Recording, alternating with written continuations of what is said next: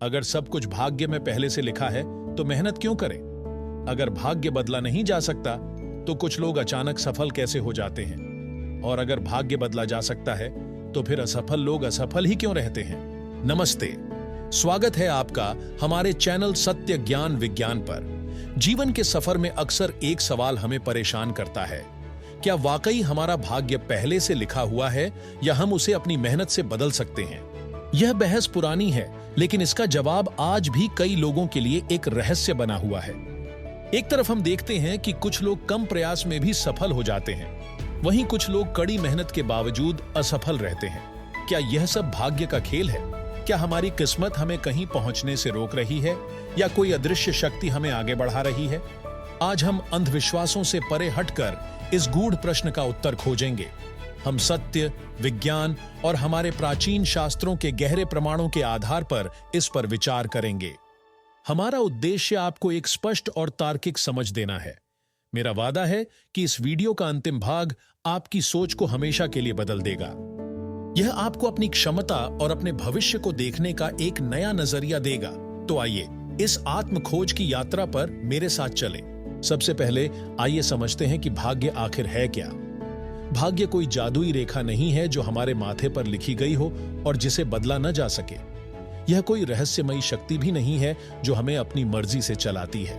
हमारे शास्त्रों के अनुसार भाग्य वास्तव में हमारे पिछले जन्मों और इस जन्म के संचित कर्मों का परिणाम है। यह हमारे द्वारा किए गए सभी कार्यों, सोचे गए विचारों और लिए गए निर्णयों का एकत्रित निष्कर्ष है। आप जो बोते हैं वही काटते हैं, यही भाग्य का सार है। यदि हम विज्ञान की दृष्टि से देखें तो हमारा दिमाग आदतों का निर्माण करता है।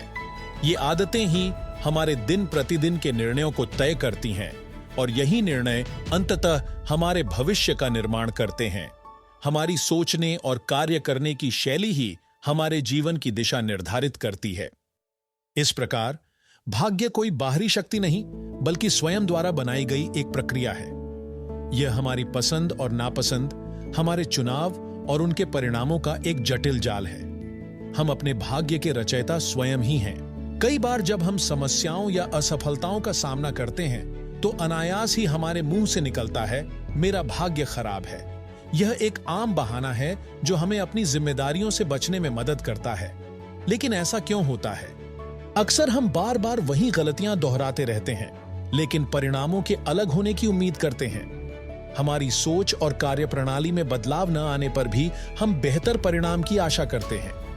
यह एक बड़ी भूल है। कुछ लोग तो प्रयास शुरू करने से पहले ही हार मान लेते हैं। उन्हें लगता है कि वे सफल नहीं हो सकते क्योंकि उनकी किस्मत ही ऐसी है। यह नकारात्मक सोच उन्हें अपनी पूरी क्षमता का उपयोग करने से रोक देती है। वास्तव में अपनी असफलता की जिम्मेदारी भाग्य पर डालना एक मानसिक सुरक्षा कवच है। इसे मनोविज्ञान में एक्सटर्नल लोकस ऑफ कंट्रोल कहते हैं। इसका अर्थ है कि हम अपने जीवन की घटनाओं पर अपना नियंत्रण नहीं मानते। इस मानसिकता में हमारा दिमाग नए रास्ते खोजना बंद कर देता है। हम अपनी गलतियों से सीखने और खुद को बेहतर बनाने के बजाय परिस्थितियों को दोष देना शुरू कर देते हैं। यह मानसिकता हमें विकास से रोकती है। हमारे प्राचीन शास्त्र हमें भाग्य के बारे में गहन ज्ञान देते हैं। भगवद गीता का एक शाश्वत सत्य है, कर्मण्येवाधिकारस्ते मा फलेषु कदाचन। इसका अर्थ है कि हमारा अधिकार केवल कर्म करने पर है, उसके फल पर नहीं। भगवान श्री कृष्ण ने कर्म के महत्व पर जोर दिया है। उन्होंने बताया कि हमें कर्म करने और उनके परिणामों को बदलने का पूरा अधिकार है। हमारा प्रयास ही हमारे भविष्य का निर्माण करता है। गीता में 3 प्रकार के कर्मों का वर्णन किया गया है, संचित, प्रारब्ध और क्रियमाण। संचित कर्म हमारे पूर्व जन्मों के सभी कर्मों का संग्रह है। प्रारब्ध कर्म वह है जो इस जन्म में फल देने के लिए निर्धारित है। लेकिन सबसे महत्वपूर्ण है क्रियमाण कर्म।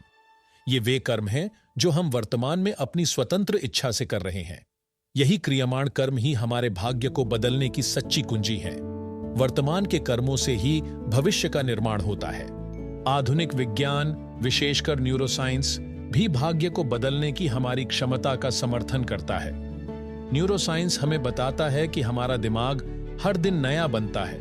इसे न्यूरोप्लास्टिसिटी कहते हैं। इसका अर्थ है कि हमारा दिमाग लचीला है और यह लगातार बदलता रहता है।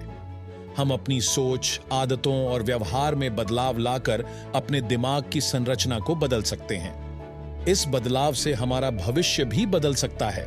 आपने ऐसे कई उदाहरण देखे होंगे जहां एक गरीब व्यक्ति करोड़पति बन जाता है, एक कमजोर छात्र टॉपर बन जाता है या एक साधारण व्यक्ति असाधारण उपलब्धियां हासिल कर लेता है। क्या यह सिर्फ भाग्य था? नहीं, यह भाग्य नहीं, बल्कि उनके दिमाग का पुनर्गठन था। उन्होंने अपनी सोच बदली, अपनी आदतों में सुधार किया और लगातार प्रयास करते रहे। यह उनकी मानसिक शक्ति और निर्णय लेने की क्षमता का परिणाम था। अब एक बहुत ही सीधा और ईमानदार सवाल, क्या हम अपने जीवन में सब कुछ बदल सकते हैं? सच कहूं तो नहीं। कुछ चीजें ऐसी हैं जो हमारे नियंत्रण में नहीं होती और जिन्हें बदला नहीं जा सकता। हमारा जन्म, हमारे माता पिता या कुछ विशेष परिस्थितियां जैसी बातें हमारे हाथ में नहीं होती। यह जीवन की वास्तविकता है जिसे स्वीकार करना महत्वपूर्ण है। हमें कुछ चीजों को वैसे ही स्वीकार करना पड़ता है जैसे वे हैं, लेकिन जीवन का लगभग 90% हिस्सा हमारी प्रतिक्रिया, हमारी सोच की दिशा और हार के बाद फिर से उठ खड़े होने की हमारी क्षमता पर निर्भर करता है। यह हमारी प्रतिक्रियाएं ही हैं जो हमारे जीवन को आकार देती हैं। भाग्य कोई स्थिर पत्थर नहीं है, बल्कि एक बहती हुई नदी के समान है। इसकी धारा लगातार बदलती रहती है। हम नदी की दिशा को तो नहीं रोक सकते, लेकिन हम उसमें तैरना सीखकर अपनी मंजिल तक पहुंच सकते हैं। सही दिशा में प्रयास और सही रवैया हमें जीवन की धाराओं से पार पाने में मदद करता है। हमें अपनी शक्ति को समझना होगा कि हम बदलाव ला सकते हैं। अब मैं आपको भाग्य बदलने के 3 सत्य नियम बताने जा रहा हूं। ये नियम आपको अपने जीवन का नियंत्रण अपने हाथों में लेने में मदद करेंगे। इन्हें ध्यान से समझें और अपने जीवन में उतारें। नियम 8, निर्णय बदलो। हर बड़ा बदलाव एक छोटे से निर्णय से शुरू होता है। आप आज क्या खाते हैं, क्या सीखते हैं, किससे मिलते हैं या कौन सी आदत अपनाते हैं, ये सभी छोटे निर्णय आपके भाग्य का निर्माण करते हैं। अपने वर्तमान के निर्णयों को बदलकर ही आप अपना भविष्य बदल सकते हैं। सचेत और सकारात्मक निर्णय लें। नियम 2, निरंतरता रखो। भाग्य एक दिन में नहीं बदलता, बल्कि रोज थोड़ा थोड़ा करके बदलता है। एक पौधा तुरंत पेड़ नहीं बनता, उसे लगातार पानी और देखभाल की जरूरत होती है।